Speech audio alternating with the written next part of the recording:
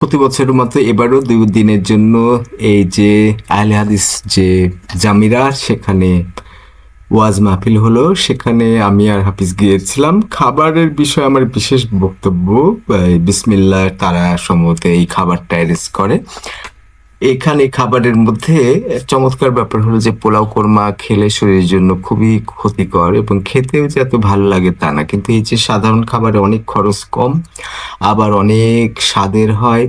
আর সেই সাথে এই যে গরম গরম পরিবেশনা, ডালের সাথে বেশ মজার একটা স্বাদ ছিল। ডালের সাথে ছিল আহ, আলু ঘন্টার সাথে বেশ অনেক মাংসও ছিল, ভাত ছিল, সাদা ভাত। এবং একেবারে পাশে রান্না করছে, রান্না করে প্রথম ব্যাচে আমরা বসেছি। এর আগের বারে আমার খাওয়া হয়নি, জানতাম না। এবার ডাকলো মাগরিবের নামাজের পরেই শুরু হলো। আর আশেপাশে কিন্তু অনেক দোকানপাট, জামিরা স্কুল পর্যন্ত প্রচুর দোকানপাট।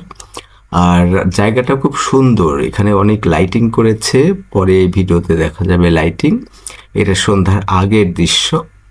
আর এই পুকুর পাড়ের যে কিনারা দেখেন যে খুব সুন্দর করে বাধাই করা, রাজশাহী পদ্মাতে যেমন বাধাই করা এরকম খুব চমৎকার, এবং বাঁকা রাস্তাতে আরো সৌন্দর্য বেড়েছে। এই সন্ধ্যার আগে আমরা নামাজের জন্য ওয়াজ মাহফিল থেকে মসজিদের দিকে যাচ্ছি। এই জায়গাটা একেবারে বিদেশি বিদেশি একটা ভাব, চমৎকার একটা সৌন্দর্য পরিলক্ষিত হচ্ছে।